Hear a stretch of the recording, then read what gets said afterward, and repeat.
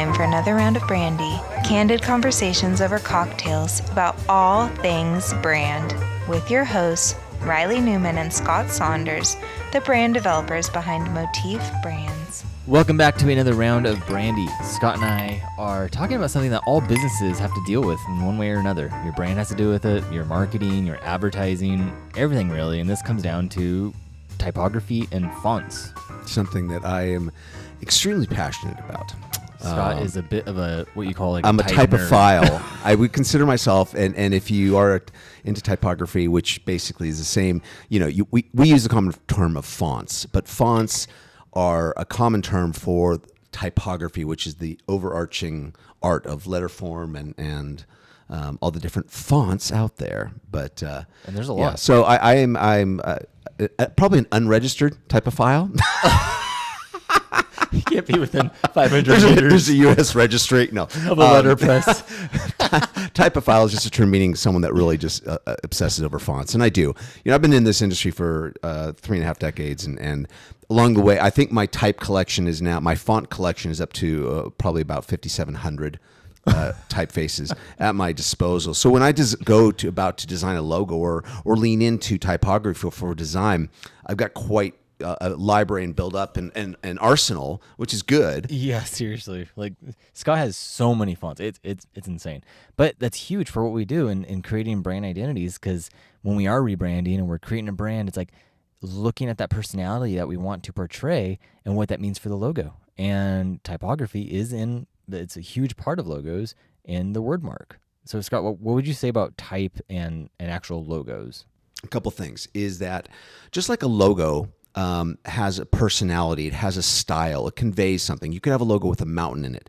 Is the mountain rendered sharp and very foreboding, like it's a Mount Everest, like it's this big thing that has to be accomplished, right? There's an obstacle. Or is it very subdued and it's in the background, it's creating a sense of stability and a distance, a horizon line? What is the purpose and how is that rendered? Is it soft and approachable? Logos have personalities, and we talk about this a lot because there's a couple different things that are going to be the backbone of this conversation. Is that logos and brands need to have they have a personality, and you want to align that personality and all of its visual touch points to your audience. So it's good to make sure you understand what is your voice, what is your brand's personality, and then having clarity in your brand. And this means being consistent in everything that your brand does. And that includes the use of typography or fonts in that. Yeah, and to kind of second what Scott said about having that clarity of, hey, this is the voice we have as a brand, this is our personality, and that type, that font is going to help reinforce that. It's either going to work for you or really work against you. So keeping that in mind, when it comes to selecting a typographical solution, a font, how do you go about that? How do you go about matching that with the personality to your brand? So every font has personality to it. And I'm going to throw out a couple classifications and maybe some common typefaces that most people that aren't into typography are going to at least be able to understand and picture them in their mind. So one type of a big class of fonts is what we call sans serif. That would be your Helvetica, your Arial. Yeah, and these are kind of more your modern or contemporary types. And serifs being the feet or the things that we see, the notches on the bottom letters, like you would see in like Times or Georgia. I'm trying to think of, Garamond. Some of those classic that are pretty much loaded on any PC or Mac.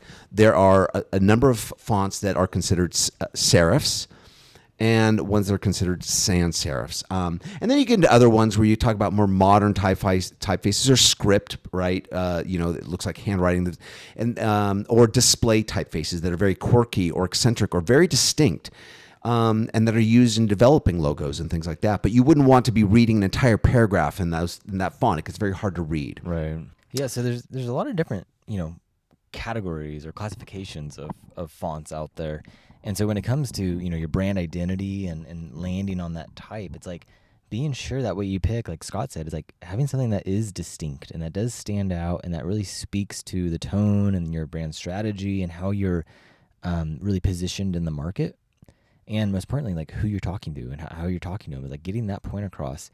And then, following that, it's like, okay, how do you then extend this to your brand messaging, to the copy on your website, or maybe your brochure or rack card or something? This is where you want to be careful about the types of fonts you use in supporting your brand. And first rule of thumb, and I get asked this a lot, having done this a lot with a lot of clients. A lot of clients will design a logo or brand, and the first for them, and usually the logo or brand is comprised of what we consider a word mark, which is basically the name of the business as part of the logo. That's its word mark. And so there's a distinctive lettering style used for that. And they always want to know what that font was, because then they want to use that for headlines. They want to use it for all of their information. And every flyer they do, they want to use that same font. And it's important to remember that one thing about your visual brand and your logo, and even if it doesn't have a logo mark, which would be like a Nike swoosh or the mermaid for Starbucks, right? Starbucks still has a particular font they use, and it's sometimes been modified slightly to create that. But when they won't use that font on any other piece of material, because what it does is it allows that whatever that logo or word mark is to maintain its visual distinctiveness. If it is surrounded by the same type of thing, it's not gonna have the dominance or the signature it needs when representing the logo and the brand. Yeah, imagine if Coke did all their headlines and headers in their beautiful Coca-Cola script. It would start to kind of just like dilute the power of that Coca-Cola script. And so it is, keep it kind of sacred, keep it a little special. And that's where you can have complementary type, though, that comes along and helps support that main font that is your word mark or your overall brand identity. Right. And we talk about your brand being visually distinctive. So that's one of the things why you don't want to follow suit with that. But you want to find typefaces that pair well with your visual brand. So being mindful of those types of things, right? If you have a very modern, approachable brand, staying with sans serif fonts that pair well with but don't mirror the look of your logo are great. Serif fonts, and the reason we call them serifs, those niches came from when they used to engrave lettering. The Romans would engrave into stone and stuff, and so they'd use that as part of the chiseling. But those are traditional. They're academic. They are reliable. They're formal, right? You see that a lot in financial sectors or legal sectors. Anything where or luxury items, they'll typically lean on those type of typefaces like Times. That actually reminds me of recently I noticed with Chase versus Wells Fargo, because I bang up both of them, and I've always liked Chase's brand, like even their icon and everything about it. It's just really well designed. And Chase uses this sans serif type for their word mark that's very, it's got some really neat edges to it that are very sharp that also are reflected like in its icon. That's like a hexagon, I think. But the type they use on their website and stuff and in their materials and pamphlets and everything match this, where you do have a very sans serif heavy use of fonts like that, but they are a little sharper, right? They have a little more of that cutting edge kind of sleek feel to them.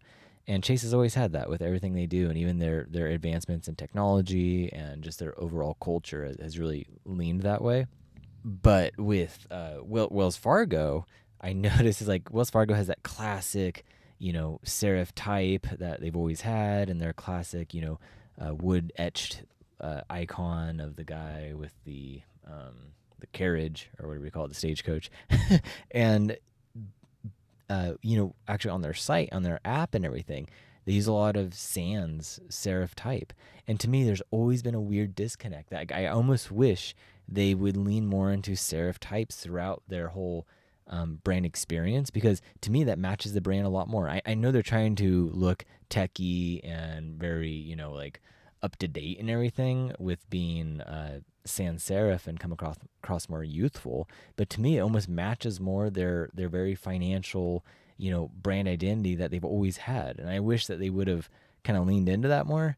And again, like when I use their app or I go to their website, it just feels like it's disconnected. And that's just kind of a little personal observation I've had.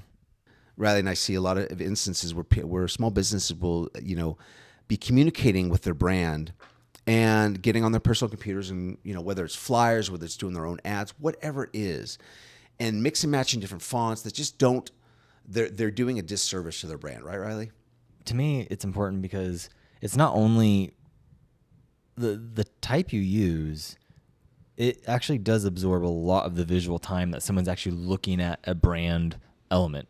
So just as much as you could have a video or an image that someone is looking at, or they're captured by it and they spend a little time looking at it, the type is just as much, because if they're reading one of your ads, or they're reading something on your website, or they're looking at something, they're spending visual time going across the words you've written. And the words you've written is just as important as the typographical style that you choose, the font you choose to depict that in, because it's like the eyes, as they're reading, they're getting a vibe of it, they're getting a sense of it. And even like Starbucks, yes, they use a sans serif type, or Target or Apple, they all use very sans serif types, but it's a specific reason they're using that to depict something about their brand. And that's why when you go through like Target's ads, they're very clean and minimal and geometric, and it matches what they're depicting with their brand's identity. Yeah. And so the type itself is actually saying a lot as a visual element. Yeah. It's not just words. Yeah. Well, and you brought up Apple's a great point. Apple actually took Garamond, which is a very classical typeface, and created a slightly truncated and condensed version of it, creating Apple Garamond. And they created their own font, and that has been around since the 90s, when they started coming out with their advertising. And that general typeface has stuck with them for a very long time, because it became a signature look. But the important thing is, again, it's not like Reilly said, made a great point. It's not just what you're saying, right, in your messaging. It's how you're saying it, and therefore, the font that you're choosing to use has its own personality and characteristics. Yeah, and I hate to bring up Walt Disney every single episode, it feels like, but just again, like he always would say, everything speaks. And so these decisions you make for your brand, for your brand's identity, for the entire brand experience, your font is just as important. It really is. You could have one word and it can be displayed in 5 different fonts, and each one is going to convey a slightly different emotion. Yeah. And emphasis and an impression. Yeah. And so that's why finding one that is consistent in its tone and its personality is really vital. And I just think the reason we're talking about this is it's something that I don't think a lot of small businesses that have brands and are working on those really even begin to take into effect. No. It's because there's a whole science out there, just like there's a science of color, right?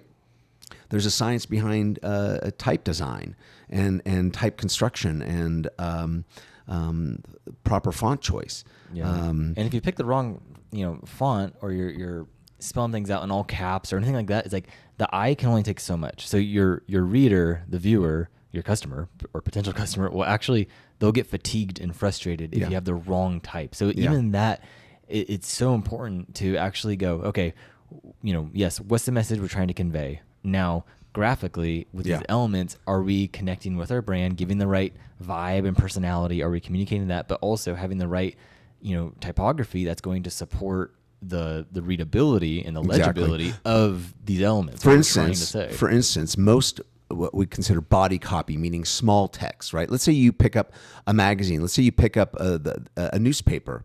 The body copy would be the actual article you're reading, right? Well, almost all body copy, small text that's for large consumption, like in novels and books like that, they're all done in serif typefaces, because those serifs connect a visual line and allow the eye to actually read and process the words quicker, way faster, than using something like Arial or Helvetica. Now, it's not to say that you can't do that. If you have like a paragraph with 4 or 5 lines in a print ad or in an editorial, right, you can do those in sans serif. That's fine, but we're talking about paragraph after paragraph after paragraph of copy. Most likely, most of the times, those are done. And again, those are things that an end user isn't going to even consider. They're just going to make it all shrink and fit, and they are using the same font for everything, right? Right. And that's what's crazy too, is that reminded me of just as our eyes can easily zip along that bottom horizontal line from the serif on type, our brain actually can read just the tops of letters really easily. So if you covered the whole bottom half of words, your brain can actually configure nicely what the word is and kind of unscramble it as it's going. And it's mainly because most of the identification of each letter is on the upper half. And so as our brains read and you're applying these things to, not only the design and aesthetic and personality of typographical, styles and fonts, you also keep in mind how the brain actually reads words, how our eyes work and how our brains can take these shapes and create letters and create meaning by, pulling them together and actually form names and words and whatnot. So be mindful of those types of things because it does affect the impact that it will affect the interaction that your brand has with the audience. If you design ad that's hard to read. Oh, you're right. Yeah. And I feel like it again, aligns with what we always talk about, is that like how you do anything is how you do everything. So your typography and fonts and everything are just as much an expression as your brand as these materials you choose or whatever it could be. Classic. Here's an example too of some of the worst that I've seen with small businesses around our area, where I'll walk by and they've paid to have a nice sign outside or a nice logo and maybe a nice open sign, hour sign, all those things. They're trying to really put their best foot forward on touch points. But then all of a sudden something comes up and they have to put a temporary sign out taped to the inside the door and lock the door.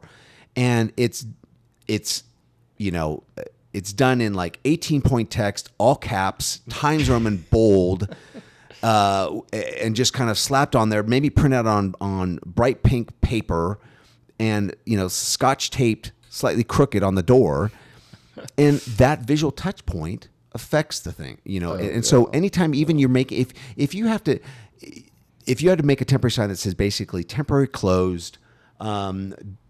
Sorry, we had family emergency. Sorry for any inconvenience. You prioritize by making not everything the same size, not making everything, but you've got what is your main thing? We're closed, right? What's the next important thing? Maybe the reason. Follow up with a sorry or whatever, something to recognize the inconvenience that the customer has, and doing it in different, prioritize it in size makes it so much easier to read. Again, those are things that a lot of people just don't take into account. Yeah, and I feel like typography, what I've always loved about it is that typography and logos to me are, in the design world, they're the peak of design.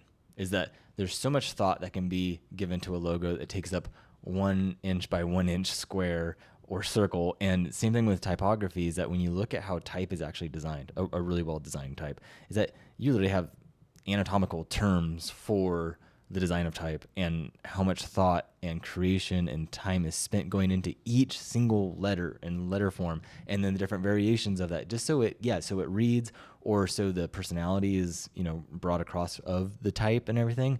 And to me, it's like knowing the importance of that helps business owners and marketers kind of realize how much power are in these characters and how you apply them and how you do that. And again, I think the most basic misunderstanding of this is you see it not only like when someone writes in all caps or when someone writes all in the same size font or something. It's like that understanding of going, no, just by having the font put in these different forms of just all caps or writing in lowercase, it comes across differently. You think of like Got Milk. Got Milk doesn't use capitalized, letters. It's lowercase, and it comes across nicer. It's more approachable. It's humble, font, and it's just like it's simple. Same thing with Apple. It's like Apple's a huge thing, but having that first A not capitalized, it changes the entire vibe of the brand.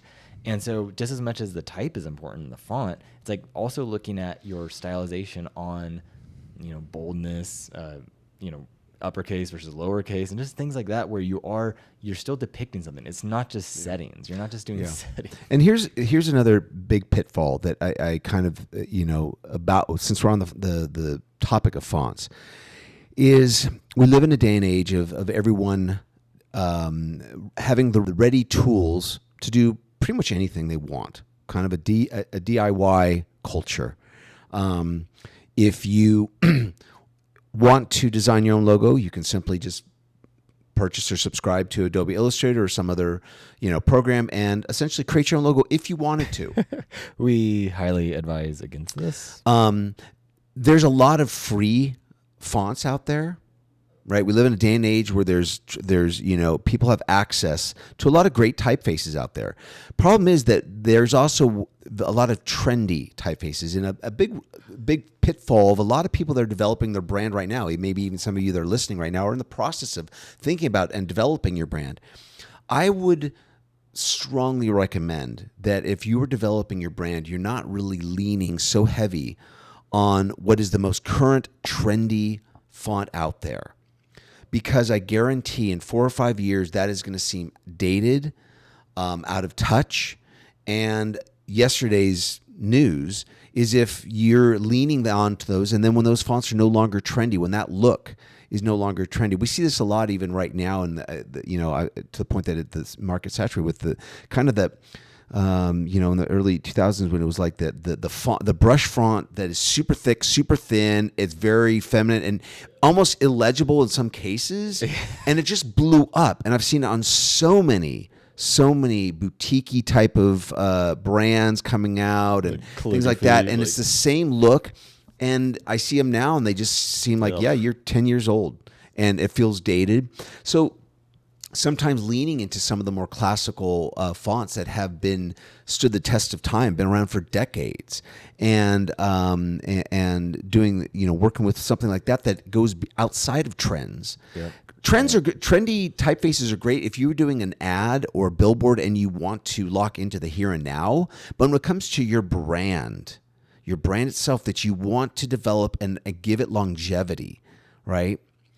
That's something that you have to be a little more mindful when you are working on what brands are going to support your brand. And 2 great instances of this is when Gap tried to rebrand in 2011 or about there, and they had their classic Gap type, and then they tried to go just a sans serif font, and they had this little square and stuff, and it totally flopped. It flopped so bad that they actually kind of redacted it and put everything back to the classic Gap that we all know and love. Yeah. And then recently you also had fashion brands, everything from like Burberry to Hermes, who were going through what people were starting to call blanding, where they were taking their awesome classic fashion brand identities and turning them into sans serif types where they're super boring. I think Burberry still has theirs. I think they're about to do a rebrand and pull it, but it's all these awesome fashion brands that had so much personality were going into this just sans serif type that was all spaced out and airy and open and just didn't speak to who they were as brands. Yeah, they lost their soul. And I think that might have been, this is more off the record because this is more conversational, more of an opinion. But I personally, since we're talking about Reilly, I kind of feel like I think a lot of the birth of that movement was also because so many companies all of a sudden had to embrace an online presence, a website and social media, or having an app, or all these other forms where more of the conventional use of modern, technologically advanced, accessible. We're leaning into a lot of sans serif font treatments with no brand, no mark, no detail, right? Because on a very small scale, on small screens, at small resolutions, it held. And I think we saw a lot of makeovers to a lot of brands in multiple market sectors that all kind of went to that look. But it's amazing how much personality it lost. Just by doing that, they lost so much soul of who they were. Even just Burberry, still as an example, it's like you look at it in comparison, is like it is bland. Like it lost its, and of course that works for Apple, Target, these brands that are much more, they come across as utilitarian. They come across as more just kind of accessible and warmer in that sense. But that's because that's part of their brand and their strategy to it. It's not a fashion brand. And it's not to say that if you have you're using a sans serif kind of a font for your logo name that you're doing yourself a disservice. Yeah. I think there's just, be mindful. You want to stand out from the pack a little bit visually. And so making sure that you are, as you're developing your brand, you're choice of font, just like the choice of color, just like the choice of a a visual mark or icon if your brand requires that or needs that, but doing the business name in a way that conveys concept. Take FedEx, the FedEx logo, very standard sans serif typeface in general, and its look, right? But there's a concept conveyed in there with the arrow that is contained within the E and the X, and is subliminal. But its design, its purpose, and intent was there so that as a standalone, just reading that FedEx in its word mark form, everything about the concept of the brand and its personality are contained in that. Yeah. I think it comes back just, again, knowing yourself, having that clarity and going, okay, just like if you're writing, copy for an ad or a banner or something, it's like, okay, what am I saying? How am I saying it? Because all these decisions, you are reflecting something on the reader, on your audience, of how they're interpreting it. Just as much as, like Scott said, your colors you choose or the imagery or your icon, it's like you are communicating something. So the type you choose, it needs to be that much more kind of emphasized. And it's like, yeah, you can go in Google Fonts and choose things and do all the, like Scott said, the access is there. That's not the problem. It's being deliberate and having the self-control and kind of wisdom of applying these things and being able to go, okay, if we apply this here, how does this reinforce how we are as a brand? And not just following trends like